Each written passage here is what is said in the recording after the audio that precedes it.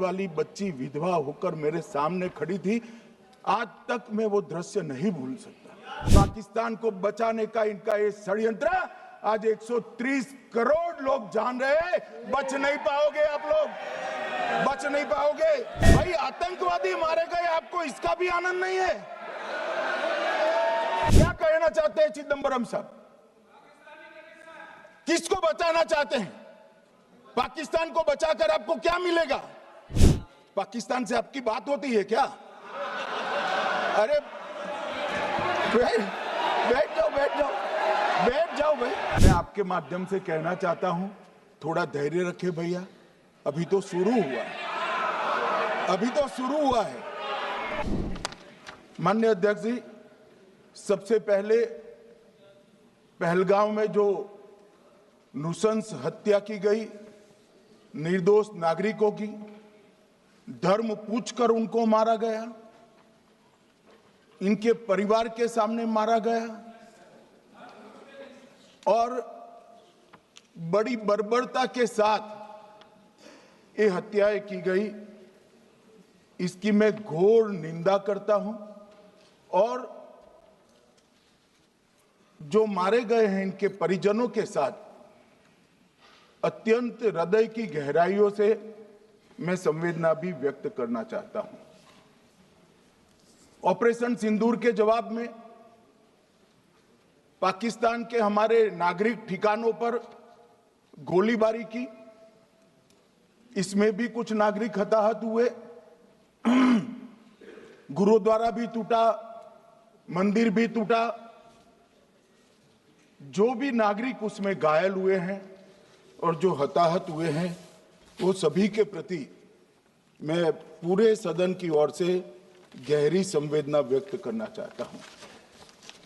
माननीय अध्यक्ष जी, कल से यहां पर पक्ष और विपक्ष दोनों की चर्चा चल रही है और स्वाभाविक है, जब इस तरह की नृशंस घटना घटे देश में, तब इस पर मुक्त चर्चा भी होनी चाहिए, चिंतन भी होना चाहिए, आगे न हो इसकी व्यवस्था की भी चिंता होनी चाहिए। माननीय अध्यक्ष जी, मैं विषय पर आने से पहले आपके माध्यम से सदन को और सदन के माध्यम से पूरे देश को ऑपरेशन महादेव जो कल एक हुआ है, इसकी जानकारी देना चाहता हूं। माननीय अध्यक्ष जी, कल ऑपरेशन महादेव में सुलेमान उर्फे फैजल जट, अफगान और जिब्रान, 3 आतंकवादी सेना, सीआरपीएफ और जम्मू कश्मीर पुलिस के संयुक्त अभियान में ऑपरेशन महादेव में मारे गए। और माननीय अध्यक्ष जी, ये जो सुलेमान है, ए श्रेणी का लश्कर तोयबा का कमांडर था पहलगाम हमले में, और गगनगिर आतंकी हमले में वो लिप्त था। इसके ढेर सारे सबूत हमारी एजेंसियों के पास है। अफगान ए श्रेणी का लश्कर तैयबा का आतंकवादी था और जिब्रान भी ए ग्रेड आतंकवादी था। और माननीय अध्यक्ष जी, मैं सदन को और सदन के माध्यम से पूरे देश को बताना चाहता हूं, जिन्होंने बैसरन घाटी में हमारे प्रवासियों को, नागरिकों को मारा था, ये तीनों आतंकवादी ये थे और तीनों मारे गए।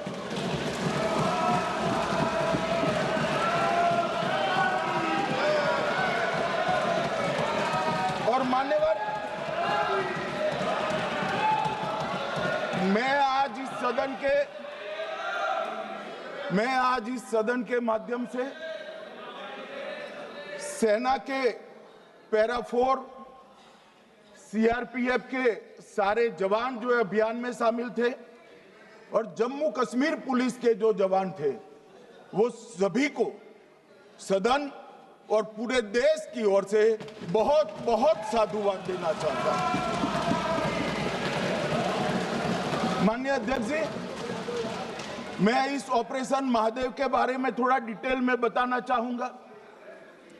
ऑपरेशन महादेव की शुरुआत 22 मई 2025 को, एक प्रकार से तो जिस दिन हत्या हुई थी उसी दिन रात को 22 मई 2025 को हुई। जिस दिन हत्या हुई थी उसी दिन रात को एक सुरक्षा मीटिंग की गई थी जम्मू कश्मीर में। ये पूछ रहे थे, कोई गए नहीं, सिर्फ राहुल गांधी गए। अब आपकी आंख कौन से चश्मे से देख रही है मुझे मालूम नहीं माननीय अध्यक्ष जी। 1 बजे हमला हुआ, मैं 5:30 बजे श्रीनगर में उतर चुका था। माननीय अध्यक्ष जी, अरे सुनो सुनो, मैं बताता हूँ ना 22 में, सुनो ना प्लीज, धैर्य रखकर सुनो, हमने आपको नहीं टोका है, सुनना पड़ेगा भाई, ऐसे नहीं चलेगा। माननीय अध्यक्ष जी, नहीं, पर बैठे बैठे मत बोलिए आप भी। माननीय अध्यक्ष जी, 23 अप्रैल को टिप्पणी मत करिए। एक सुरक्षा मीटिंग की गई। सभी सुरक्षा बल, सेना, CRPF, BSF, Jammu Kashmir police, और सबसे पहले उसमें निर्णय किया गया कि जो नृशंस हत्यारे हैं वो देश छोड़कर पाकिस्तान भाग न पाए, इसकी हमने पुख्ता व्यवस्था की और भागने नहीं दी। 22 मई को आईबी के पास एक ह्यूमन इंटेल आई और एक क्षेत्र के अंदर, दाची गांव क्षेत्र के अंदर आतंकवादियों की उपस्थिति की सूचना मिली। आईबी और सेना द्वारा दाचीकाम क्षेत्र में अल्ट्रा सिग्नल कैप्चर करने के लिए जो इंस्ट्रूमेंट हमारी एजेंसियों ने बनाए हैं, इसके द्वारा इस सूचना को पुख्ता करने के लिए मई से 22 जुलाई तक लगातार प्रयास किए गए। ठंड में ऊंचाइयों पर हमारे सेना के अधिकारी पैदल इनके सिग्नल प्राप्त करने के लिए घूमते रहे, आईबी के अफसर भी घूमते रहे, सीआरपीएफ भी घूमती रही, और मान्यवर 22 जुलाई को हमें सफलता मिली। सेंसर्स के माध्यम से आतंकवादी होने की पुष्टि मिल गई। तब 4 पैरा जो हमारी सेना का एक हिस्सा है, उसकी नेतृत्व में 4 पैरा के जवान, सीआरपीएफ के जवान और जम्मू कश्मीर पुलिस के जवान मान्यवर एक साथ ये आतंकवादियों को घेरने का काम किया। सेना, सीआरपीएफ, जम्मू कश्मीर पुलिस की मीटिंग भी की गई। जो 5 ह्यूमन एसेट्स थे उनको भी वहां भेजा गया, और कुल मिलाकर कल जो ऑपरेशन हुआ, इसमें हमारे निर्दोष नागरिकों को मारने वाले तीनों आतंकी मौत के घाट उतार दिए। मान्यवर, तीनों के नाम मैंने बताए हैं, सुलेमान उर्फे फैजल जट, अफगान और जिब्रान। मान्यवर, वो तो एक आशंका थी कि यही लोगों ने घटना की है, मगर मैं बाद में एनआईए की जांच पर आता हूं, एनआईए ने पहले से ही इनको, जिन्होंने आसरा लिया था, वो लोगों को गिरफ्तार कर रखा था। उनको खाना पहुंचाने वाले लोगों को अपने कब्जे में रखा था। तो जब आतंकवादियों के शव श्रीनगर आए, इनसे पहचान कराई गई। 4 लोगों ने पहचान लिया, यही 3 लोग थे जिन्होंने पहलगांव में आतंकी घटना को, मगर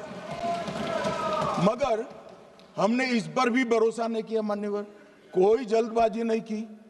हमने जो आतंकी घटना स्थान से कारतूस मिले थे, वो कारतूस का एफएसएल रिपोर्ट पहले से करा कर रखा था, और चंडीगढ़ सेंट्रल एफएसएल के अंदर बैलिस्टिक रिपोर्ट के आधार पर उनका रिपोर्ट तैयार था।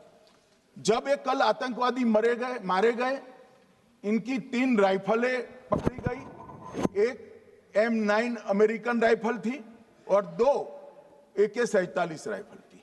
जो कारतूस मिले थे वो भी M9 और AK-47 के भी थे, मगर हमने इससे भी संतोष नहीं माना। ये राइफलों को एक विशिष्ट विमान के द्वारा कल रात को 12 बजे चंडीगढ़ पहुंचा गया और पूरी रात फायरिंग कर इसके भी खाली खोखे जनरेट किए गए। 2 खोखों का मिलान किया गया, राइफल की नाली और निकले हुए खोखों का भी मिलान हो गया। तब ये तय हो गया कि इन्हीं 3 राइफलों से हमारे निर्दोष नागरिक मारे गए। और मान्यवर, आज मैं सदन को बताते हुए बहुत खुश हूं। मोदी जी ने ऑपरेशन सिंदूर कर आतंकवादियों को जिन्होंने आतंकवादियों को भेजा था उनके आकाओं को जमीन में मिलाने का काम किया था। सेना और सीआरपीएफ ने वो आतंकवादियों को भी समाप्त कर दिया। और मान्यवर,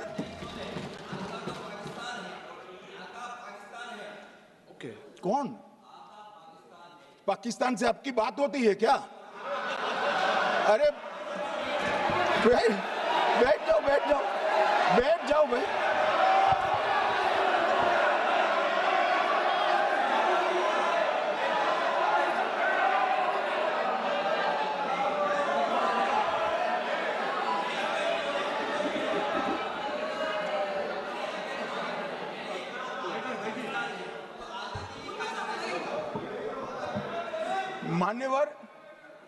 मान्यवर, मैं बताता हूं कैसे इनके आका मारे गए, वो भी नाम के साथ बताता हूं, जगह के साथ बताता हूं, घंटे, मिनट और सेकंड के साथ बताता हूं। मान्यवर, मैं तो अपेक्षा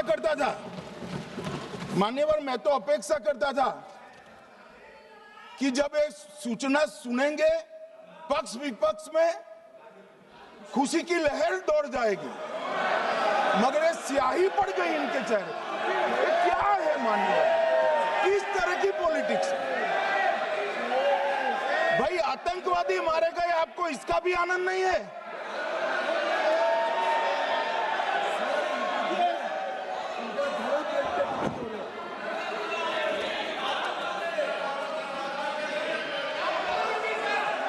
अखिलेश जी बैठ जाइए, मेरा पूरा जवाब सुनिए, आपका सब जवाब आ जाएगा। भाई आप आतंकवादियों का धर्म देखकर दुखी मत होइए।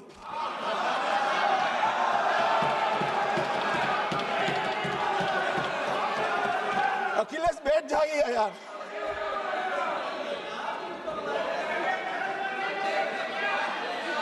अखिलेश जी बैठ जाइए।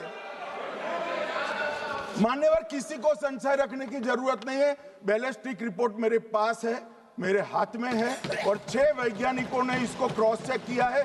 सुबह 4:46 पर फोन पर मुझे 6 ने वीडियो फोन पर कहा है कि 100% वही गोलियां हैं जो वहां चलाई। मान्यवर, ये हमारे देश की सेना, सीआरपीएफ और जम्मू कश्मीर पुलिस, ये तीनों का एक साझा बहुत बड़ा कामयाबी है, जिस पर 140 करोड़ को नाज होना चाहिए, देश की जनता को नाज। मान्यवर, मैं तो गया था वहां पर जब ये घटना हुई। दूसरे दिन इनके परिजनों को मिला था। 6 दिन की शादी वाली बच्ची विधवा होकर मेरे सामने खड़ी थी। आज तक मैं वो दृश्य नहीं भूल सकता। मगर आज सारे परिजनों को मैं कहना चाहता हूं कि मोदी जी ने ऑपरेशन सिंदूर से भेजने वालों को भी मारा और हमारे सुरक्षा बलों ने जिनको भेजा था उनको भी मारा और एक ऐसा सबक सिखाया है कि आने वाले कई दिनों तक कोई ऐसी हिम्मत नहीं कर पाएगा। मान्यवर, मैं थोड़ा एनआईए की जांच के बारे में भी बताना चाहूंगा। मान्यवर, जिस दिन लश्कर-ए-तोयबा ने और इसके आउटफिट टीआरएफ ने इसकी जिम्मेदारी ली, उसी दिन हमने तय कर लिया था कि ये जांच एनआईए को सौंप दी जाएगी, क्योंकि एनआईए आतंकवाद के केसों की जांच के लिए, वैज्ञानिक तरीके से जांच करने के लिए और सजा कराने के लिए महारत हासिल की हुई विश्व मान्य एजेंसी है, जिसका सजा कराने का दर 96% से ज्यादा है। मान्यवर, हमने तुरंत ही इसकी जांच एनआईए को दे दी। हमने पूरी व्यवस्था की, सेना, बीएसएफ, सीआरपीएफ और जम्मू कश्मीर पुलिस ने कि लोग देश छोड़कर भाग न जाए। और मान्यवर, इसकी जांच की शुरुआत हुई। एक थकाने वाली बहुत लंबी जांच हुई है। जांच के दौरान मृतक के परिजन जो साथ में थे, उनको सभी को चर्चा किए गया। पर्यटकों, खच्चर वालों, पोनी वालों, फोटोग्राफर, कर्मचारियों, विभिन्न दुकान में काम करने वाले लोगों, कुल मिलाकर 1055 लोगों की लंबी 3000 घंटे से ज्यादा पूछताछ इंफॉर्मेशन के लिए की गई और इस सबको वीडियो पर रिकॉर्ड कर दिया गया। और बाद में इसके आधार पर स्केच बनाया गया और ढूंढते 22/6/25 को एक बशीर की पहचान की गई और परवेज की पहचान की गई, जिन्होंने आतंकवादी घटना के अगले दिन आतंकवादियों को शरण दी थी। उनको अपने ढोक में रखा था। वो दोनों को गिरफ्तार कर लिया गया। अब वो हमारी कस्टडी में है। दोनों गिरफ्तार अपराधियों ने खुलासा किया कि 21/4/25 की रात को 8 बजे 3 आतंकवादी बेसरन से लगभग 2 किलोमीटर दूर स्थित परवेज ढोक में आए थे। आतंकवादियों के पास AK-47 और M9 कार्बाइन थी। जो 2 आतंकवादियों ने काली पोशाक पहनी थी और एक ने छद्म वेश किया था। खाना खाया, चाय पी और ढोक से निकलते वक्त कुछ खाना, नमक, मिर्च और मसाले लेकर वो चले गए। मान्यवर, उस वक्त हमने जिन खोखो को रिकवर किया था, इसको हमने चंडीगढ़ FSL में टेस्टिंग के लिए भेज दिया। और जब चंडीगढ़ FSL में टेस्टिंग के लिए भेजा गया तो वही राइफल से एप्को आतंकी हमला हुआ था, वो भी निश्चित हुआ। तो आज इसके साथ साथ दूसरे एप्को आतंकी हत्या को अंजाम देने वाले आतंकियों का भी इसके साथ ही समाप्ति हुई है, उनको मार दिया गया है। मान्यवर, और इसके बाद में स्केच बनाया गया। गिरफ्तार किए गए दोनों आरोपियों की माता जो थी, इन्होंने ये तीनों आतंकियों के मृतदेहों को पहचान लिया है। दोनों आतंकवादी घटना में साथ लेने वाले उनके साथियों ने भी पहचान लिया है और अब उसकी FSL की पुष्टि भी आज सुबह 4 बजे हो गई थी। अब मैं जांच का पूरा ब्यौरा बताना चाहता हूं। मान्यवर, ये हमले में 3 पाकिस्तानी आतंकवादी थे। हमले में 2 AK-47 और 1 M9 कार्बाइन का प्रयोग किया गया था और अब जो पकड़े गए हैं, इसके सुलेमान के कारण एप्को का मामला भी आज रिजॉल्व हो रहा है और आतंकवादियों को पनाह देने वाले 2 स्थानीय लोगों को भी इस केस में पकड़ लिया गया है। अब मान्यवर, कल पूछते थे कहां से आए, कहां गए, किसकी जिम्मेदारी है। भाई, जिम्मेदारी हमारी ही है। हम सरकार में हैं, हमारी ही जिम्मेदारी। मगर मैं पूछता हूं, जब आप सरकार में थे तब क्या क्या हुआ था, इसकी जिम्मेदारी किसकी थी और क्यों निर्वहन नहीं किया, वो भी बाद में पूछूंगा। जरा धीरज से सुनना। मगर मान्यवर, मुझे एक बड़ा दुख हुआ। कल इस देश के पूर्व गृह मंत्री चिदंबरम जी ने सवाल उठाया कि क्या प्रूफ है कि ये आतंकवादी पाकिस्तान से आए। और मान्यवर, कब उठाया? जब संसद में चर्चा होने वाली थी। क्या कहना चाहते हैं चिदंबरम साहब? किसको बचाना चाहते हैं? पाकिस्तान को बचाकर आपको क्या मिलेगा? वो ये कह रहे हैं कि और क्या है, मत जवाब दो ना तुम।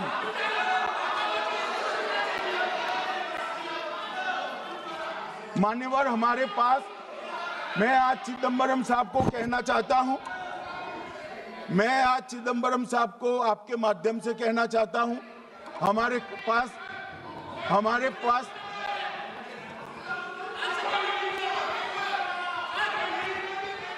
मान्यवर, हमारे पास प्रूफ है, वो भी मैं सदन के सामने रखना चाहता हूं कि तीनों पाकिस्तानी थे। 3 में से 2 के पाकिस्तान के वोटर नंबर भी आज हमारे पास उपलब्ध है। मान्यवर, ये राइफलें हैं, ये राइफलें भी हमारे पास उपलब्ध है। इनके पास से जो चॉकलेटें मिली हैं, वो चॉकलेटें ढोक में से मिली, वो भी पाकिस्तान की बनाई हुई चॉकलेट है। मान्यवर, ये कहते हैं कि पाकिस्तानी नहीं थे, इसका मतलब पूरी दुनिया के सामने इस देश का एक पूर्व गृह मंत्री पाकिस्तान को क्लीन चिट दे रहा है।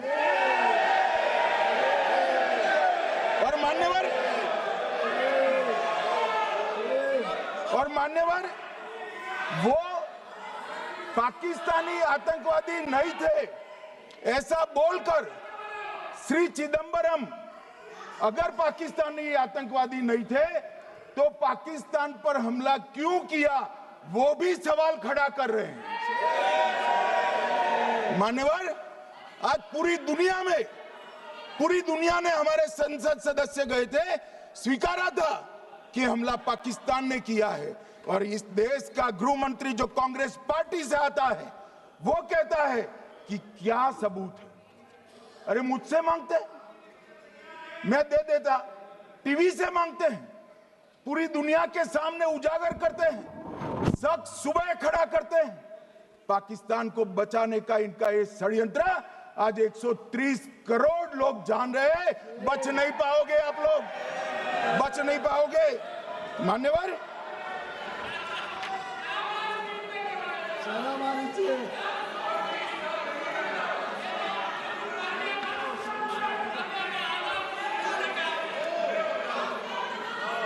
मान्यवर, अब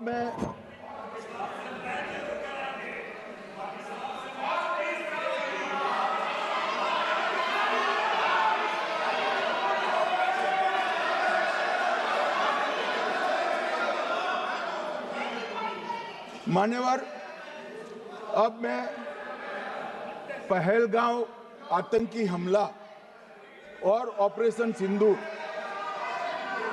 ये दोनों घटनाक्रम के लिए मान्यवर ये अभी से थक जाते हैं।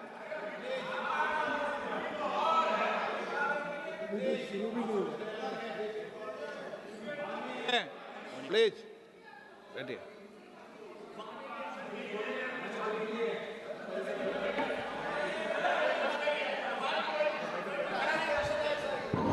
मान्यवर, मैं आपके माध्यम से कहना चाहता हूं, थोड़ा धैर्य रखे भैया, अभी तो शुरू हुआ है, अभी तो शुरू हुआ है। मान्यवर, मैं पहलगांव आतंकी हमला और ऑपरेशन सिंदूर के बारे में पूरा घटनाक्रम बताना चाहता हूं। कल ढेर सारे सवाल उठाए। वैसे तो मुझे लगता था कि कल रक्षा मंत्री जी के भाषण के बाद शायद कांग्रेस पार्टी सपोर्ट में भाषण देना शुरू करेगी और अगर थोड़ी बहुत जनता की इच्छा की परख होती तो वो ही करते, मगर नहीं करा, क्योंकि रक्षा मंत्री जी ने बहुत बारीकी से ऑपरेशन सिंदूर की सफलता, इसकी जरूरियात, इसकी प्रासंगिकता और इसके परिणाम, इसके बारे में बहुत अच्छे तरीके से सदन के माध्यम से पूरी देश की जनता के सामने रखा जाए।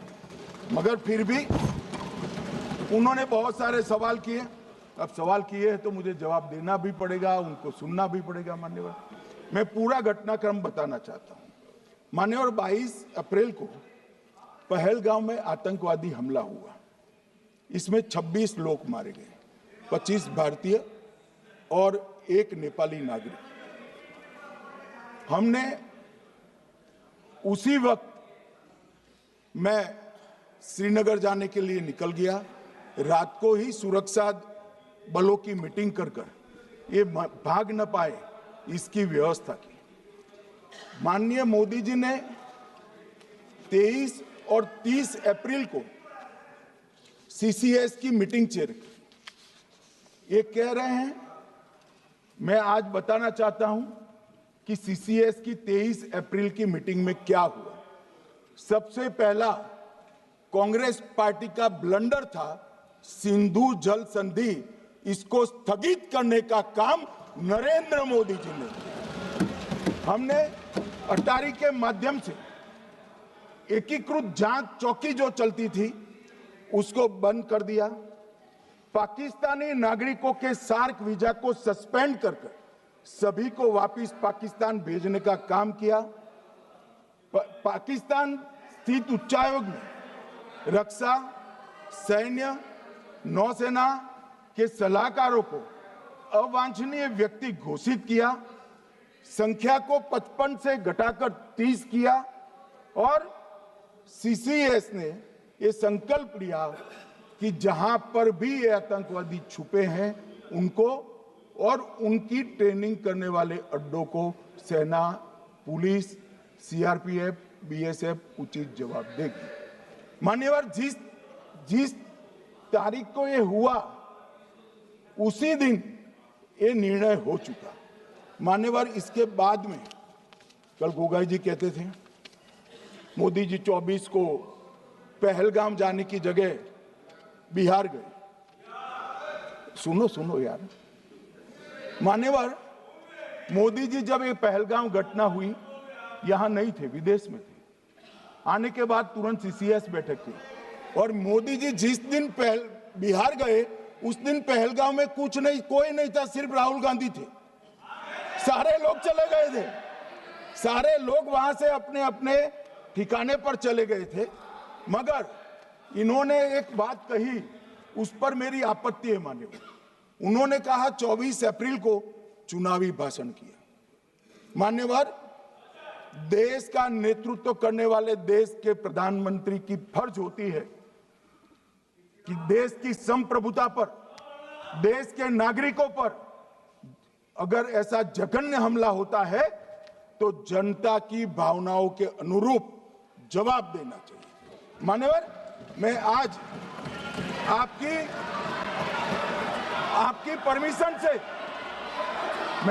परमिशन से मोदी जी के बिहार भाषण के कुछ अंश पढ़ना चाहता हूं। कोट अनकोट है। 22 अप्रैल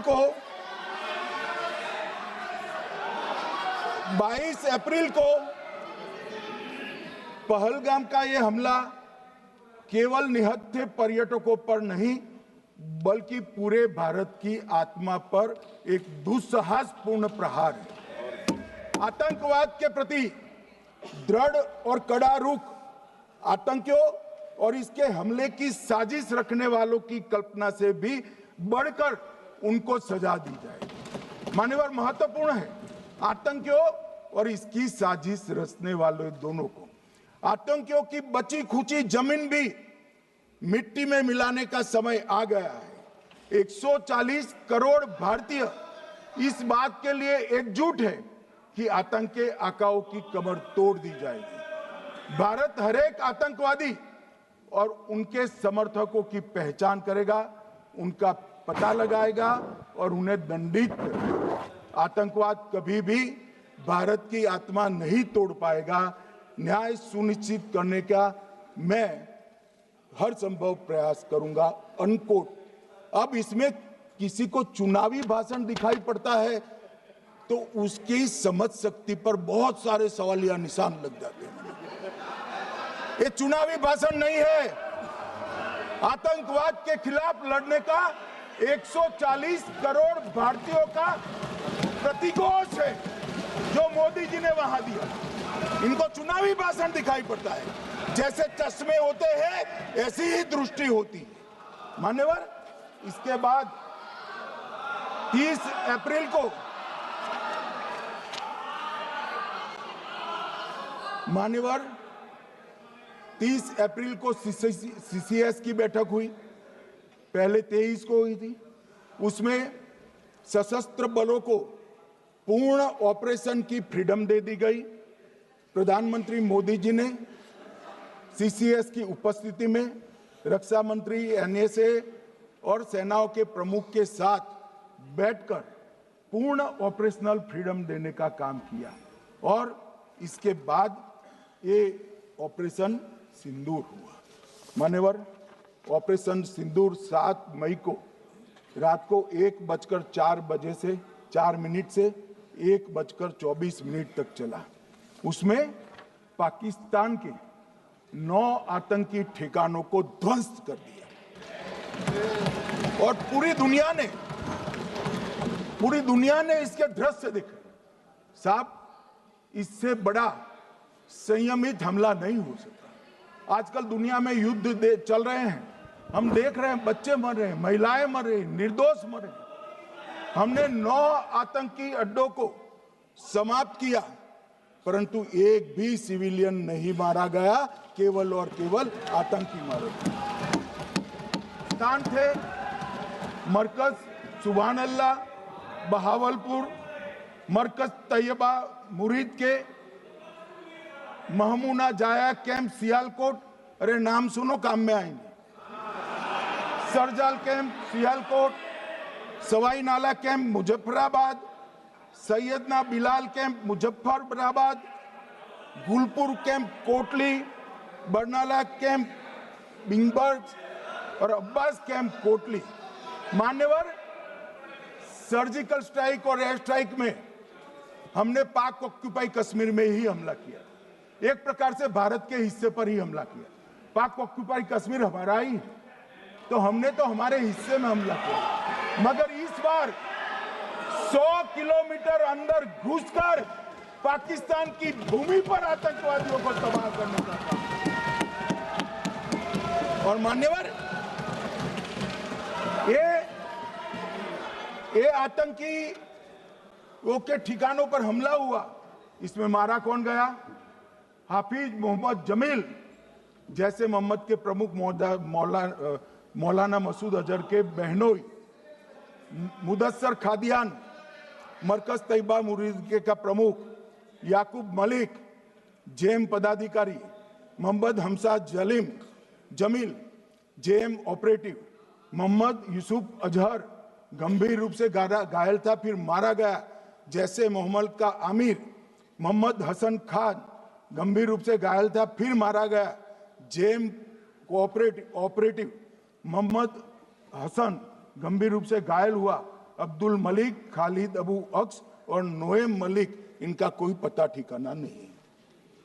और मान्यवर, ये पूछते थे मुझे कल कि पहलगांव के दोषी कहां गए, वो पहलगांव के दोषी कहां गए? ये जो मैंने, अरे सुनो ना यार, ये जो 10 मैंने नाम पढ़े हैं, इसमें से 8 ये चिदंबरम एंड कंपनी के समय में आतंकवादी घटना घटाने वाले लोगों को नरेंद्र मोदी जी ने मारा। ये हमें पूछते हैं कहां गए? अरे भाई, आपके समय में जो छुप गए थे उनको चुन चुन कर हमारी सेना ने समाप्त कर दिया है। और ये 10 नहीं, कल राजनाथ जी घबराते घबराते बोले हैं, अब ऑथेंटिक शब्द का है, मैं बढ़ा नहीं सकता, मगर कम से कम 100 लोगों को हमारी सेना ने समाप्त, 100 से अधिक लोगों को हमारी सेना ने समाप्त करने का काम। मान्यवर, और इस पर भी गर्व नहीं कर सकते आप, इस पर भी गर्व नहीं कर सकते।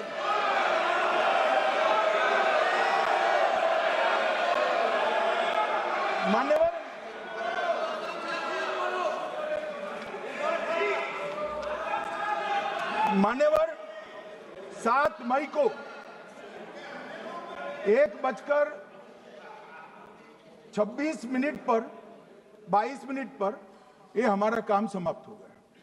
हमारे डीजीएमओ ने उनके डीजीएमओ को बता दिया कि भाई हमने आतंकवादी हमलों पर स्थानों पर सिर्फ हमला किया है, इनके हेडक्वार्टर पर हमला किया है, जो हमारा आत्मरक्षा का अधिकार है। पूरी दुनिया इसको एक्नॉलेज करती है। ऐसा नहीं हो सकता है मनमोहन सिंह के समय की तरह कि वो आकर मारेंगे और हम चुपचाप बैठे रहेंगे और जाकर चर्चा करेंगे। ये नरेंद्र मोदी सरकार, ऐसा नहीं हो सकता। डोजियर भेजते रहेंगे। मान्यवर, उरी में हमला हुआ, हमने सर्जिकल स्ट्राइक किया। पहलगाम में हमला हुआ, एयर स्ट्राइक करा, और अरे पुलवामा में हुआ, एयर स्ट्राइक करा, और पहलगाम में हमला किया। 100 किलोमीटर अंदर जाकर 9 अड्डों और 100 से ज्यादा आतंकवादियों को समाप्त। मान्यवर, अब देखें, हमने तो हमला किया था पाकिस्तान स्थित टेररिस्ट ठिकानों पर। अब पाकिस्तान से गलती हो गई। टेररिस्ट ठिकानों पर जो हमला किया था उसको वो अपने पर का हमला मान बैठे, और पूरी दुनिया में कहते थे कि हमारा टेररिज्म से कोई लेन देन नहीं है। ये तो अब ऐसे ही ग्रुप करते हैं, हम तो विक्टिम है, जो मनमोहन सिंह ने सर्टिफाइड भी कर दिया था कि ये भी विक्टिम है। मान्यवर, मगर दूसरे दिन इनकी श्रद्धांजलि का कार्यक्रम हुआ और पाकिस्तान को मालूम नहीं पड़ा कि ये पूरी दुनिया देखेगी। सेना के आला अफसर उनके नमाजे जनाजा में उपस्थित हुए, उनके जनाजे को कंधा दिया, और ये सारे आतंकवादियों के जनाजे के जुलूस के अंदर पाकिस्तानी सेना, इनके अफसर, आईएसआई के अफसर, वहां की पुलिस के अफसर अश्रुभीनी आंख के साथ जुड़े थे। और मान्यवर, ये सिंदूर ने पाकिस्तान को पूरी दुनिया में एक्सपोज कर दिया कि पाकिस्तान के अंदर टेररिज्म स्टेट स्पॉन्सर्ड टेररिज्म है। ये पूरी तरह से, मान्यवर, पूरी तरह से एक्सपोज हो गया। 8 मई को पाकिस्तान ने हमारे रिहायशी इलाकों में हमला किया, हमारे सेना के अड्डों पर हमला किया, मगर एक भी मिसाइल से उनका कुछ नुकसान नहीं कर पाई।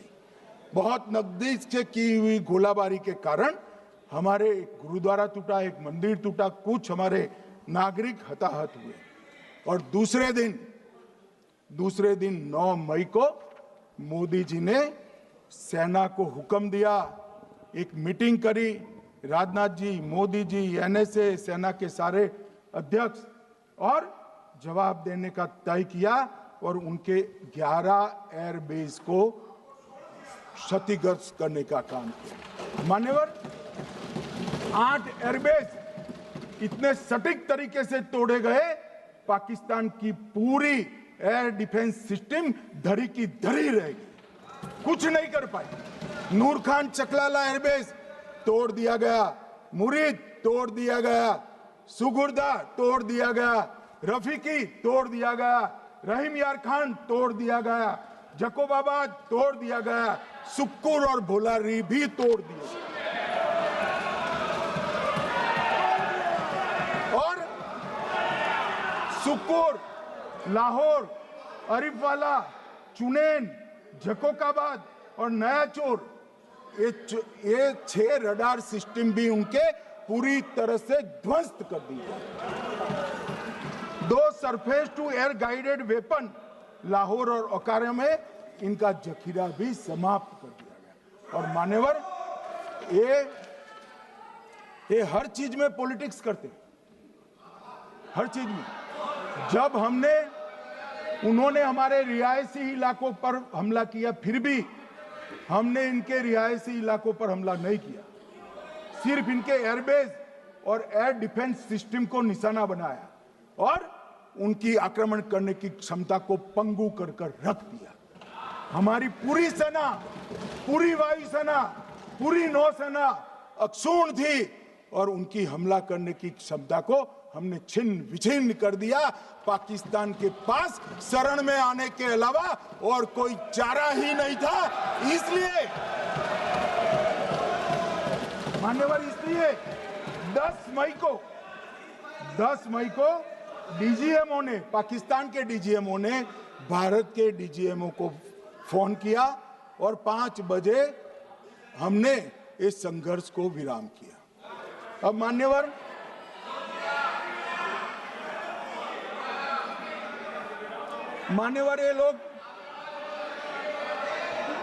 ये लोग कल सवाल उठा रहे थे कि इतनी अच्छी पोजीशन में थे, आपने युद्ध क्यों नहीं किया? युद्ध के कई परिणाम होते हैं मान्यवर, करना न करना वो सोचकर करना पड़ता है। मगर मैं इसी देश के इतिहास से कुछ घटनाएं बताना चाहता हूं। 1948 में मान्यवर, कश्मीर में हमारी सेनाएं निर्णायक बढ़त पर थी। सरदार पटेल ना बोलते रहे, जवाहरलाल नेहरू जी ने एक तरफा युद्ध विराम कर दिया। और मान्यवर, मैं बड़ी जिम्मेदारी के साथ कहता हूं, मैं इतिहास का विद्यार्थी हूं। पाक ऑक्यूपाई कश्मीर का अगर अस्तित्व है तो जवाहरलाल नेहरू जी की ये युद्ध विराम के कारण है। इसका जिम्मेदार जवाहरलाल नेहरू है। मान्यवर, 1960 में सरदार पटेल ने विरोध किया था, गाड़ी लेकर आकाशवाणी तक गए थे, घोषणा न करते दरवाजे बंद कर दिए थे। मान्यवर, 1960 में सिंधु जल पर भौगोलिक व रणनीतिक रूप से हम बड़े मजबूत थे और उन्होंने सिंधु समझौता क्या किया? 80% भारत का पानी पाकिस्तान को दे दिया। मान्यवर, 62 के लड़ाई की बात मैं बाद में करता हूं। 65 की लड़ाई में हाजीपीर जैसे स्ट्रेटेजिक जगह पर हमने कब्जा किया था। 66 में उसको लौटा दिया गया। मैं 71 के युद्ध की भी बात करना चाहता हूं। मान्यवर, 71 में कल राजनाथ जी ने भी बताया, पूरे देश ने इंदिरा जी का समर्थन किया। उन्होंने पाकिस्तान के 2 टुकड़े कर दिए।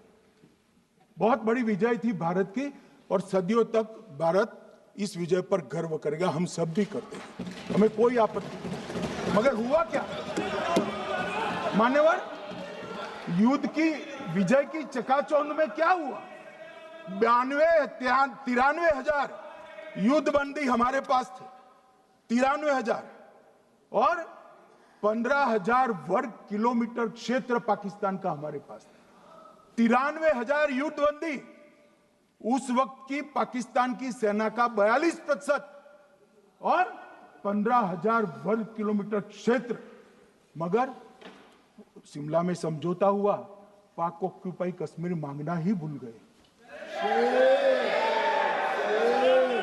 अगर उस वक्त पाक ऑक्यूपाई कश्मीर मांग लेते, न रहेगा बांस, न बजती बांसुरी। ये कैंप तोड़ने की जरूरत न पड़ती साहब आपको, हमको।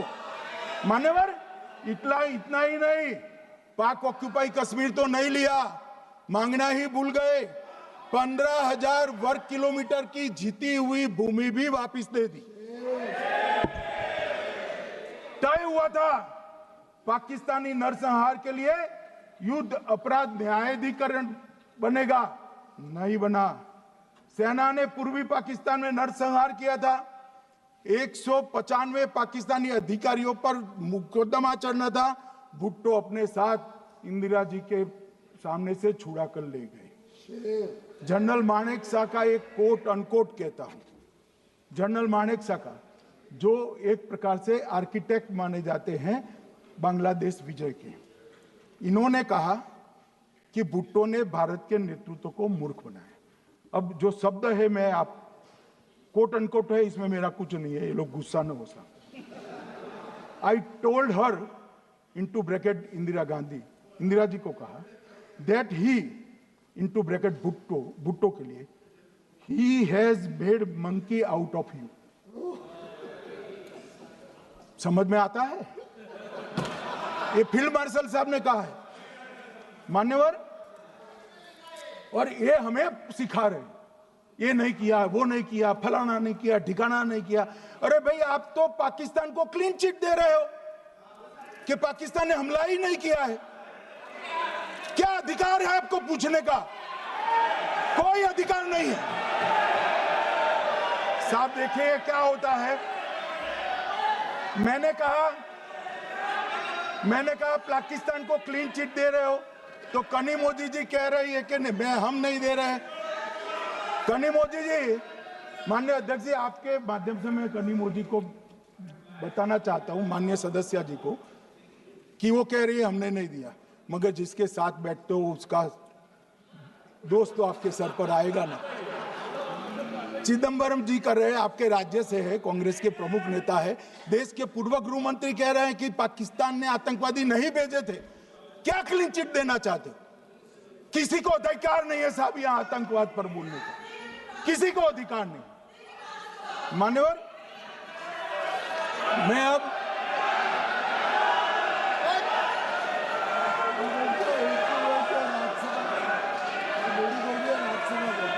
मान्यवर, मैं उनको बताना चाहता हूं, अभी आधा भी नहीं हुआ है, जरा सुनो।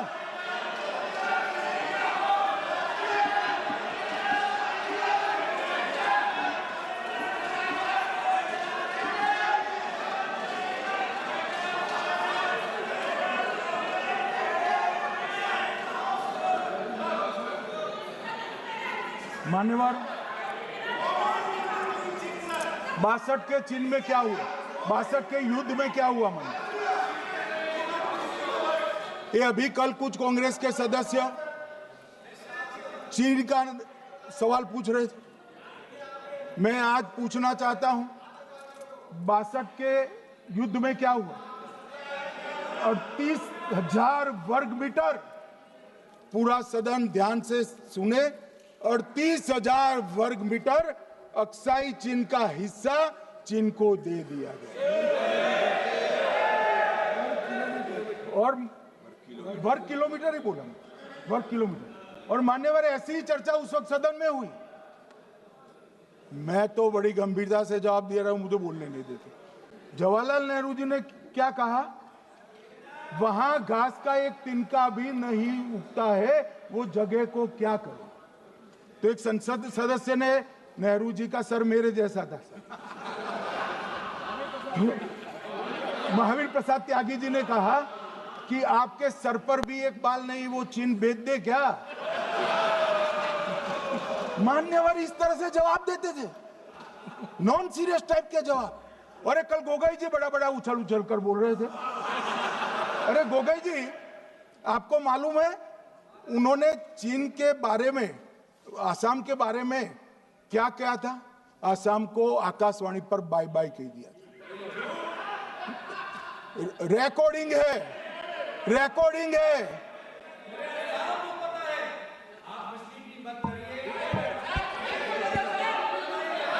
मान्यवर, मैं भी सहमत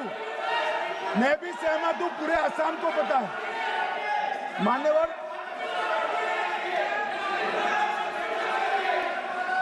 मान्यवर,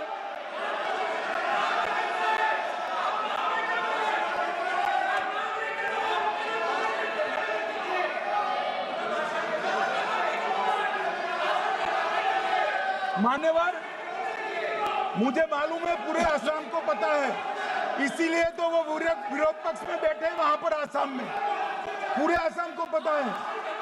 और मान्यवर,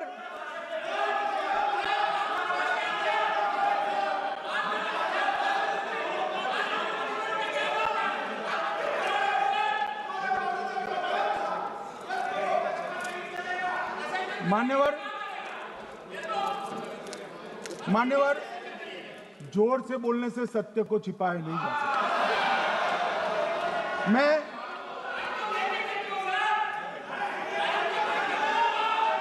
मान्यवर, मैं selected works of Jawaharlal Nehru series volume 29 पृष्ठ 231 पर से एक जवाहरलाल नेहरू जी के पत्र को कोट करना चाहता हूं।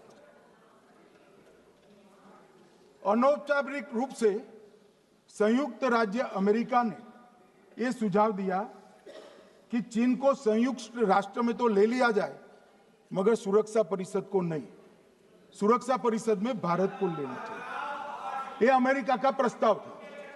नेहरू जी ने कहा हम इसे स्वीकार नहीं करते क्योंकि इससे चीन के साथ हमारे संबंध खराब होंगे और चीन जैसे महान देश को बुरा लगेगा। मान्यवर, आज चीन सुरक्षा परिषद में है और भारत बाहर है। मोदी जी प्रयास करें अंदर ले जाने का, इसका कारण जवाहरलाल नेहरू का ये स्टैंड है।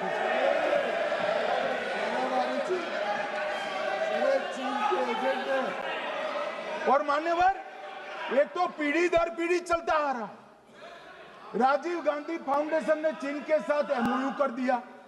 अब कहते नहीं है कि एमओयू में क्या था, ये तो बताओ भाई, क्या एमओयू किया था राजीव गांधी फाउंडेशन ने? और जब डोकलाम में हमारे सेना के जवान चीन की सेना के सामने आंख में आंख डालकर बैठे थे, वो चीन के राजदूत के साथ राहुल गांधी मीटिंग कर रहे थे। ये मान्यवर ऐसा नहीं है। जवाहरलाल नेहरू, सोनिया गांधी, राहुल गांधी, तीन पीढ़ी तक के चीन का प्रेम उतरता जा रहा है। मान्यवर,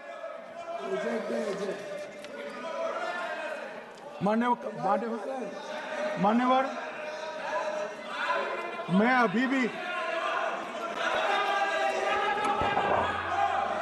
अभी भी एक बात इस महान सदन के माध्यम से देश की जनता को कहना चाहता हूं, जो मेरी मान्यता है।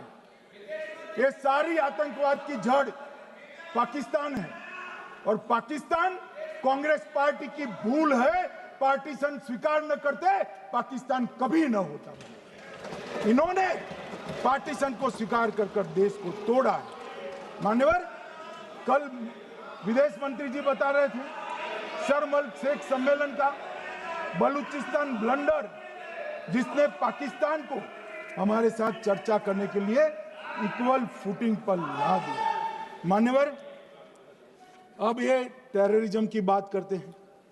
मैं इसमें भी पूरे देश की जनता को टेररिज्म की विगत 20 साल की स्थिति से अवगत कराना चाहता हूं। मान्यवर, अटल जी की सरकार थी। 2002 में टेररिज्म को समाप्त करने के लिए अटल जी की सरकार, एनडीए की सरकार, भाजपा सरकार पोटा का कानून लेकर आई। मान्यवर, मैं सदन को याद कराना चाहता हूं, पोटा कानून का विरोध किसने किया था? किसने किया? कांग्रेस पार्टी ने किया। हमारे पास बहुमत नहीं था राज्यसभा में। मजबूरन हमने कानून को घिर गया, मजबूरन संयुक्त सत्र बुलाना पड़ा और पोटा कानून संयुक्त सत्र में पारित हुआ।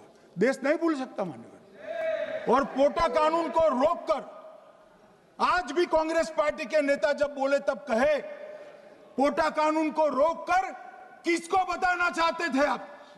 किसको बचाना चाहते थे? पोटा तो आतंकवादियों के खिलाफ था। पोटा को रोककर अपनी वोट बैंक का उल्लू सीधा करने के लिए आप आतंकवादियों को बचाना चाहते। और मान्यवर, 2004 में अटल जी की सरकार गई, मनमोहन सिंह, सोनिया गांधी की सरकार आई। आते ही पहला काम क्या किया मान्यवर? पहली ही कैबिनेट में पोटा कानून को रद्द कर दिया। मैं फिर से पूछता हूं, किसके फायदे के लिए कांग्रेस पार्टी ने पोटा कानून रद्द किया? जवाब दीजिए जरा यहां पर। और मान्यवर, इसके बाद क्या हुआ? 2004 के दिसंबर में पोटा कानून रद्द हुआ। 2005 में अयोध्या में रामलल्ला के टेंट पर हमला हुआ, आतंकवादी मारे गए। मुंबई लोकल ट्रेन 2006-5 में रामलल्ला पर हमला। 6 में मुंबई ट्रेन में बम धमाके 187 लोग मारे गए। 2006 डोडा उधमपुर में हिंदुओं पर हमला, 34 लोग मारे गए। 2007 हैदराबाद 44 लोग मारे गए। 2007 यूपी लखनऊ वाराणसी 13 लोग मारे गए। रामपुर सीआरपीएफ कैंप वहां पर हमला हुआ 2008 में। 2008 में श्रीनगर के आर्मी के काफिले पर हमला हुआ, 10 सुरक्षा बल मारे गए। मुंबई आतंकी हमला 2008 में हुआ, 246 लोग मारे गए। जयपुर में 8 बम धमाके हुए, 64 लोग मारे गए। 2008 में अहमदाबाद में 21 बम धमाके हुए, 57 लोग मारे गए। दिल्ली में 2008 में 5 धमाके हुए, 22 लोग मारे गए। और पुणे की जर्मन बेकरी 17 लोग मारे गए।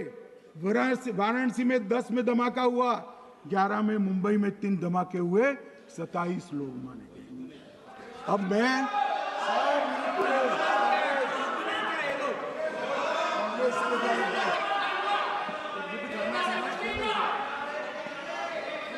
मान्यवर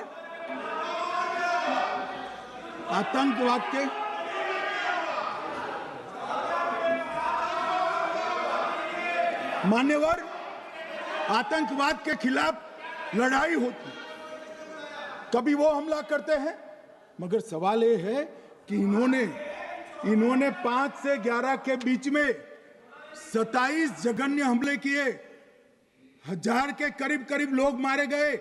आपने क्या किया? क्या किया आपने? जवाब दीजिए, क्या किया? और मैं राहुल गांधी जी को चैलेंज देना चाहता हूं, इन्होंने इस आतंकवादी हमलों के खिलाफ उनकी सरकार ने जो कदम उठाए, यहां खड़े रहकर हिम्मत से बताए देश की जनता को, कुछ नहीं किया मान्यवर। ये यहां से आतंकवादियों की फोटो पाकिस्तान भेजते रहे, डोजियर भेजते रहे। और मान्यवर ये कहते हैं कि आपके समय में भी हमले हुए।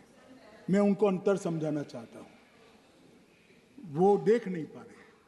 मान्यवर, हमारे समय में जो भी आतंकवादी घटना हुई, पाक प्रेरित और कश्मीर सेंट्रिक हुई। देश के हिस्से में 2004 से 2014 से 2025 तक एक भी घटना नहीं हुई है मान्यवर। ये नरेंद्र मोदी सरकार है मान्यवर।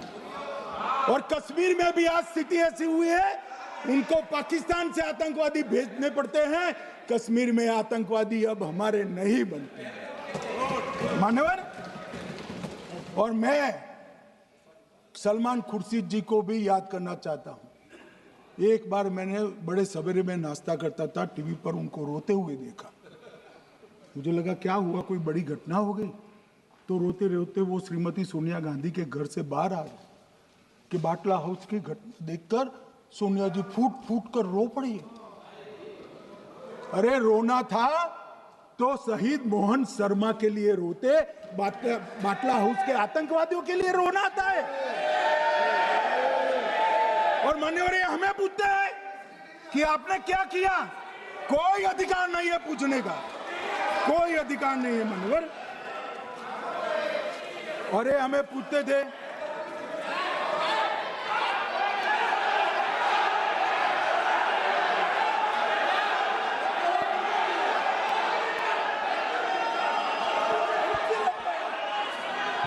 मान्यवर, अभी 25% बाकी।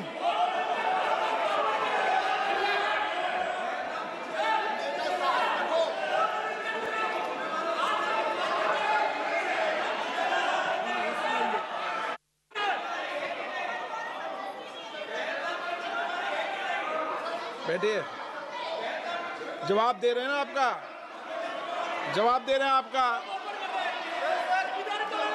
पहलगांव के बाद जो घटनाक्रम घटित उसका जवाब दे दिया ना माननीय गृह मंत्री जी ने। आपने पूछा आतंकवादियों क्या हुआ, आतंकवादियों का जवाब दे दिया। क्या पूछना चाहते हैं आप? आपने हर सवाल पूछा, हर सवाल जवाब सुनिए माननीय गृह मंत्री जी।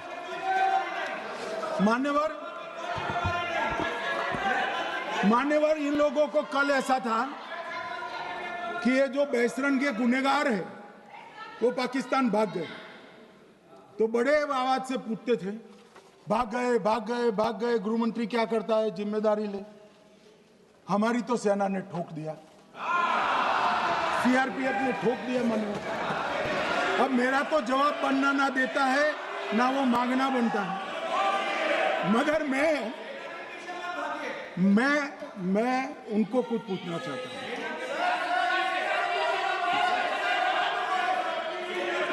मान्यवर,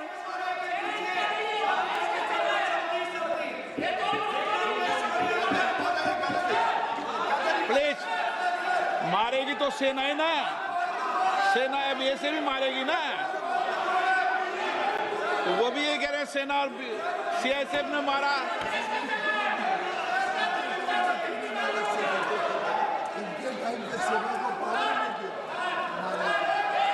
मान्यवर ये कहते हैं, साहब इसको बिठाओ जरा।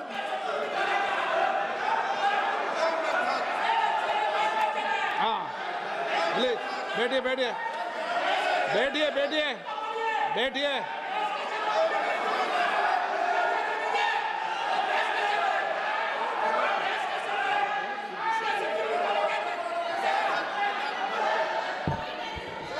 सबको मान्यवर, ये लोग मुद्दा उठाना चाहते हैं तो जरूर उठाए। मैं आज सुबह ही सलमान खुर्शीद जी का वो इंटरव्यू मेरे मोबाइल में रिजर्व कर आया हूं। आप जब भी कहोगे ये पूरे टीवी पर बताने के लिए मैं तैयार हूं। सेव कर आया हूं। इनकी इच्छा है तो कल एक समय तय करिए, यहां बता दीजिए चारों टीवी में, और देश की जनता भी देख ले।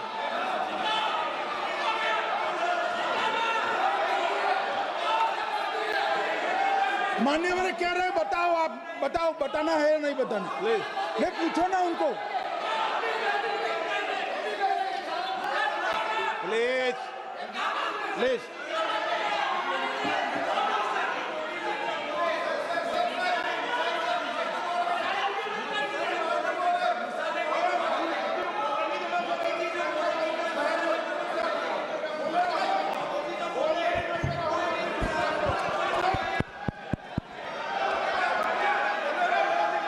बिट्टू बैठ जाओ। मान्यवर ये पूछ रहे थे कि क्यों भाग गए। अब मेरा समय काफी जाया गया, मैं जरा संक्षिप्त में कहता हूं, घटनाओं पर नहीं जाओ। दाऊद इब्राहिम कासकर 1986 में भागा, श्री राजीव गांधी की सरकार। सैयद सलाउद्दीन 93 में भागा, कांग्रेस की सरकार। टाइगर मेमन 93 में भागा, कांग्रेस की सरकार। अनीस इब्राहिम कासकर 93 में भागा, इनकी सरकार। रियाज भटकल 2007 में भागा, इनकी सरकार। इकबाल भटकर 2010 में भागा, इनकी सरकार। मिर्जा सादाब बेग 2009 में भागा, इनकी सरकार। अब मान्यवर मेरा तो जवाब मांग लिया, हमारे सुरक्षा बलों ने मेरा जवाब भी दे दिया, अब राहुल गांधी इसका जवाब दे।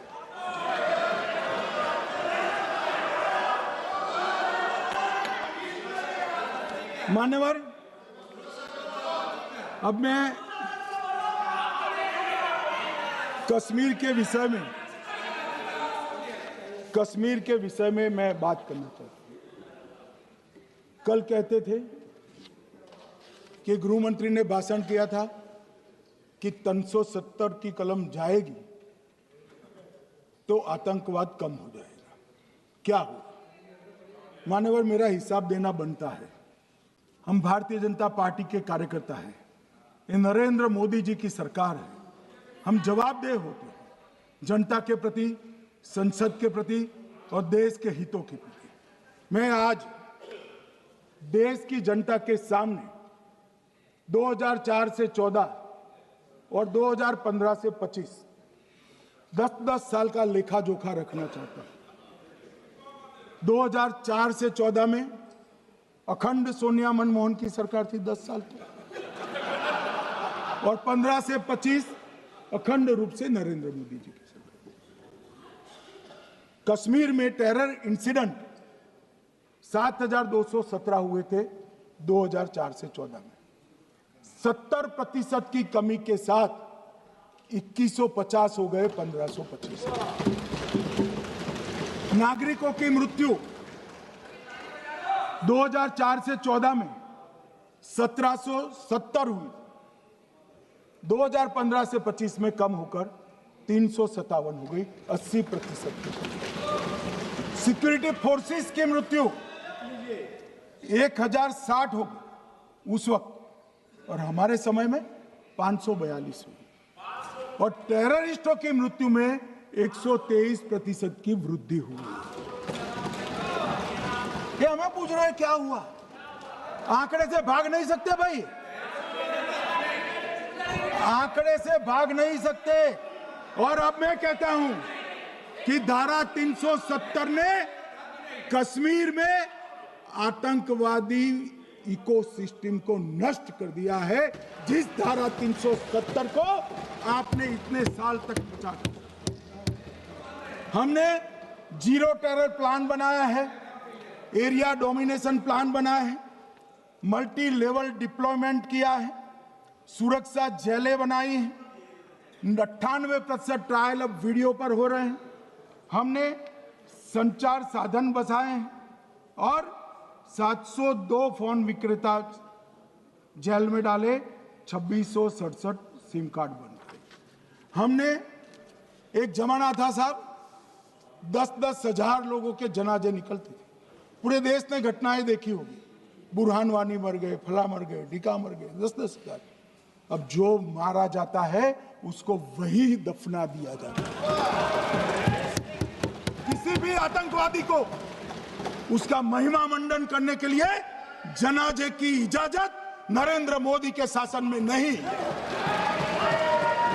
मान्यवर, आतंकवादियों के सगे वाले और समर्थक चुन चुन कर हमने नौकरियों से निकाले, पासपोर्ट रद्द कर दिए हैं, गवर्नमेंट कॉन्ट्रैक्ट रद्द कर दिए हैं, 75 से ज्यादा आतंकी समर्थकों को कोर्ट से ऑर्डर लेकर सरकार से बर्खास्त कर दिया गया है। बार काउंसिल उनके समर्थकों से भरी थी, सस्पेंड कर नया लोकप्रिय चुनाव हमने कराया है। मान्यवर, कई संगठन बैन करे, मैं बाद में बताता हूं। विशेष यूएपीए अदालतें बनाई हैं, लगभग मार्च 22 से 25 के बीच में यूएपीए के 2267 मामले हमने जब्त किए हैं, दर्ज किए हैं, 374 कुर्की की है। और परिणाम क्या है मान्यवर? ये पूछ रहे हैं परिणाम क्या है? शुतुरमुख वृत्ति से अगर मिट्टी में सर रखकर बैठोगे तो कुछ नहीं, सूर्य भी नहीं दिखेगा। मान्यवर, परिणाम आया है। पहले ऑर्गेनाइज्ड टॉन्ट पेल्टिंग साल की 2654 होती थी एवरेज इनकेस में। कितनी मान्यवर? 2654 पथराव होते हैं, 2024 में 0 हो गए। मान्यवर, ऑर्गेनाइज हड़ताल पाकिस्तान से ऐलान करते थे, घाटी बंद रहती थी। पाकिस्तान की भी हिम्मत नहीं है, घाटी में भी हिम्मत नहीं है। इनके समय में साल में 132 दिन घाटी बंद रहती थी, अब ऑर्गेनाइज हड़ताल 3 साल से 0 है। मान्यवर, टॉन्ट पेल्टिंग में नागरिकों की मृत्यु हर साल 112 होती थी, 3 साल से नागरिकों की मृत्यु 0 है। मान्यवर, जख्मी होते थे 6235 लोग टॉन्ट पेल्टिंग में, आज 0।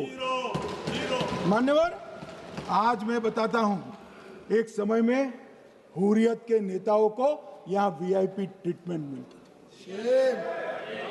हुर्रियत के साथ चर्चा करते थे, और ये हुर्रियत वाले आते थे, रेड कारपेट पूरा रोड खाली कर सीधा आता था, और मनमोहन सरकार के दूत इनके साथ चर्चा करते थे।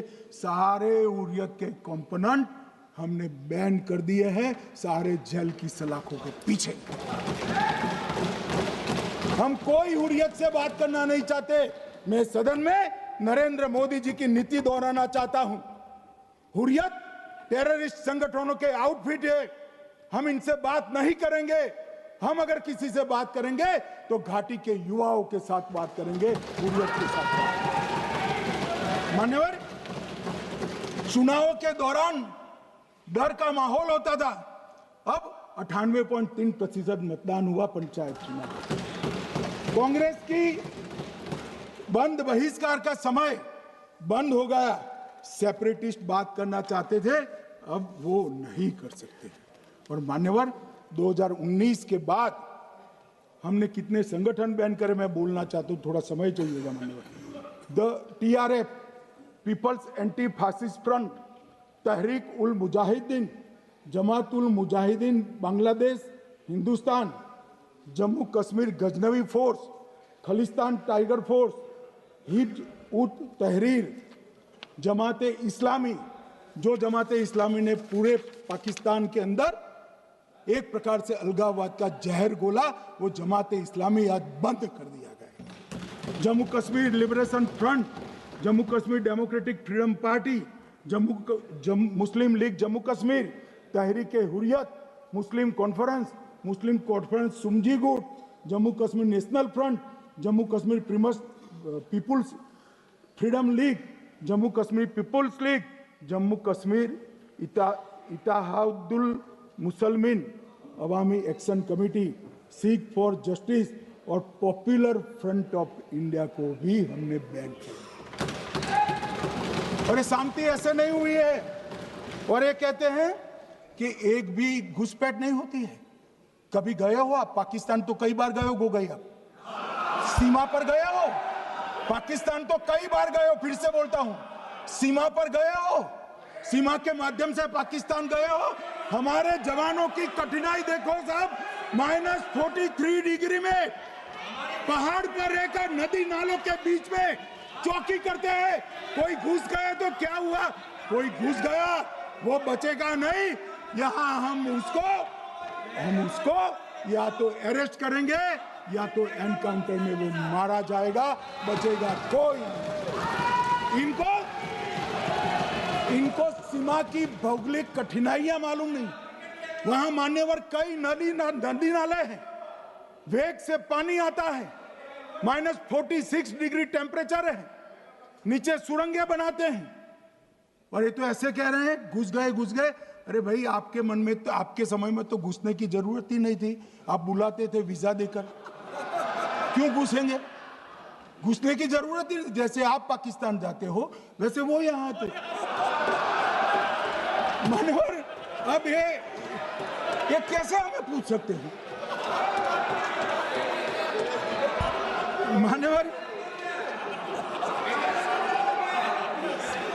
मानवर मैं समझ रहा हूं, मान्यवर मैं समझ रहा हूं, पोटा का विरोध करने वाले को नरेंद्र मोदी की आतंकवादी विरोधी नीति नहीं पसंद आई। मैं समझ रहा हूं, पोटा रद्द करने वाले को नरेंद्र मोदी जी की एंटी टेरर नीति पसंद नहीं आई। मैं समझ रहा हूं, टेररिस्टों का बचाव कर वोट बैंक बनाने वालों को एक कोई नीति पसंद नहीं आएगी। मानवर, इसका विरोधी होना है। परंतु मैं आज एक बात यहाँ सदन के सामने आपके माध्यम से सदन को और दुनिया को बताना चाहता हूँ। मानवर, ये नरेंद्र मोदी सरकार है, टेररिज्म के खिलाफ हमारी जीरो टॉलरेंस की नीति है, ऑफर है, और हम विजयी हो।